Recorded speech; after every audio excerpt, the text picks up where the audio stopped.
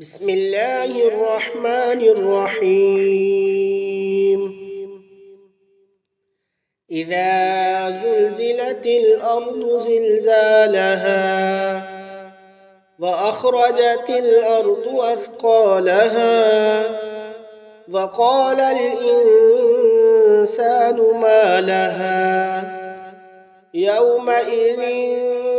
تحدث أخبارها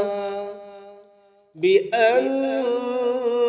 ربك أوحى لها يومئذ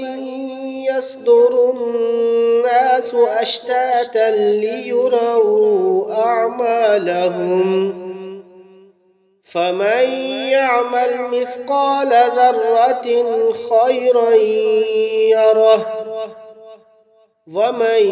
يعمل مثقال ذرة شرا يره